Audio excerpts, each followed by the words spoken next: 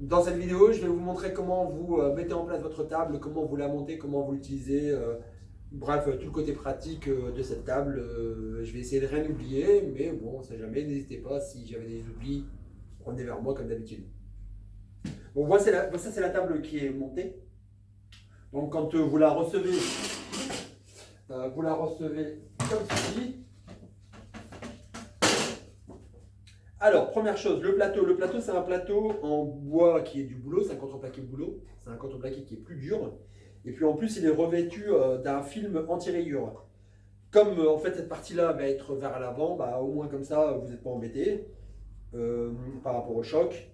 Et puis il y a une deuxième chose importante, le côté là il est lisse pour la simple et bonne raison que c'est la bonne place pour venir mettre votre affiche ou votre pancarte pour vous déplacer en déambulation. Comme ça, vous avez de quoi communiquer également.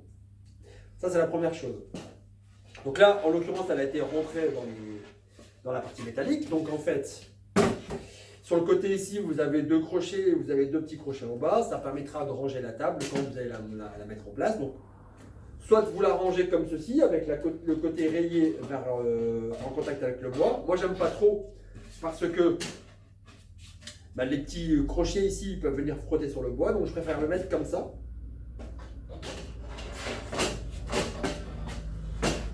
Alors ici c'est un peu plus difficile à passer parce que forcément il y a la partie métallique, mais ça passe.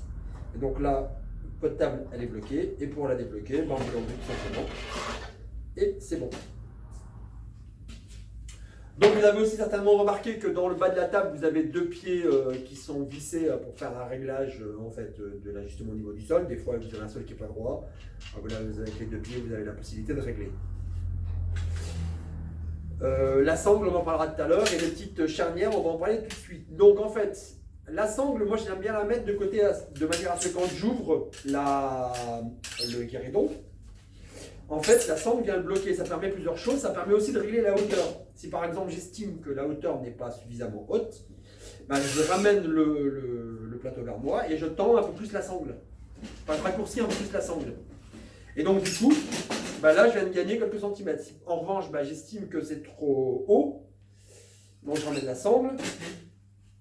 Je libère un peu plus d'espace. Là j'ajuste bien évidemment. Et vous tendez un peu le système. Donc du coup, là, vous allez avoir un plateau qui va être un peu plus bas.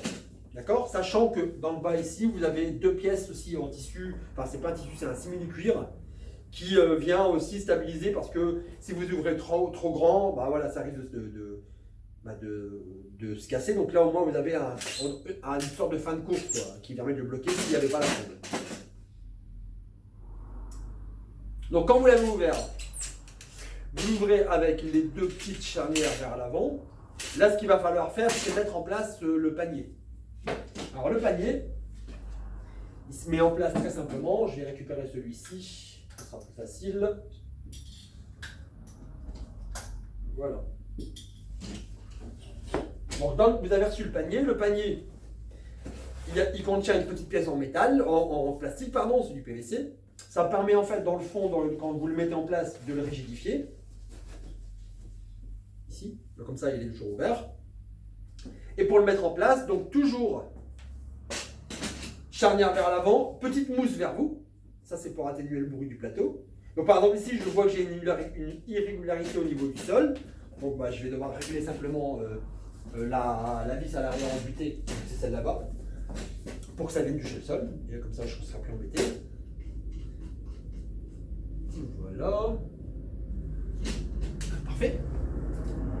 Donc, le panier.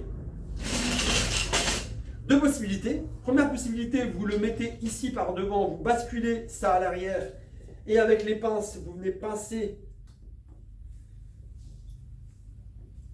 et vous ramenez les quatre crochets vers l'intérieur et là votre paquet est en place. Deuxième possibilité, c'est celle que je préfère moi, après chacun ses goûts. Vous ramenez l'intérieur et vous ramenez ça dedans. Là maintenant, de la même manière, vous venez pincer, vous ouvrez et ça vient se clipper. Alors pourquoi je préfère comme ça? Parce que le panier il est un peu plus à l'intérieur. Et donc du coup, je suis plus près de la table quand je vais travailler. Donc ça, c'est pour la mise en place du panier. Et pour mettre en place le plateau, c'est très simple. Vous déposez le plateau. Et là, vous allez glisser les charnières dans les pièces métalliques qui se trouvent derrière. Donc ça va vous donner ceci. Alors là, je vais vous montrer, voilà, ici. D'accord? Là. Ça va glisser là. Là.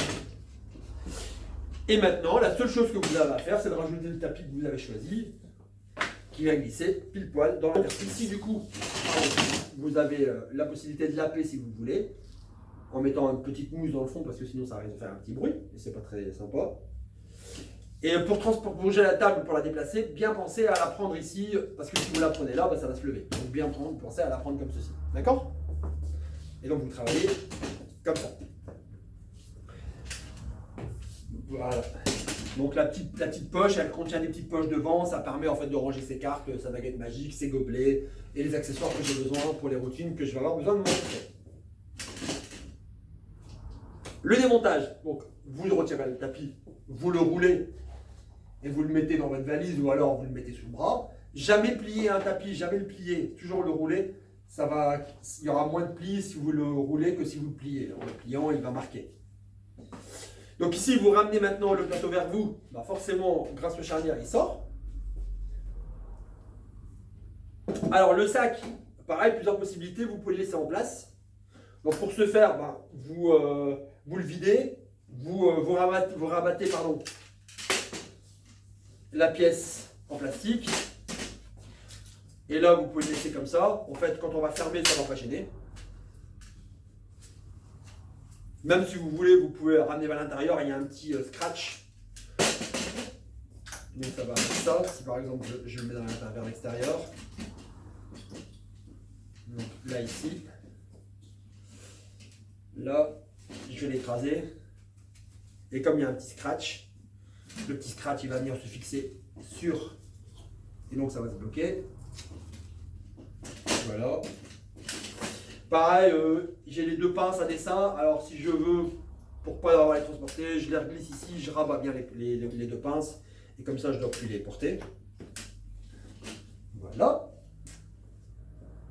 Vous fermez ça. Donc là maintenant ici, vous êtes comme ça. Et vous avez la place, là pour venir glisser le plateau. Ah oui, pardon. Ça, j'ai oublié.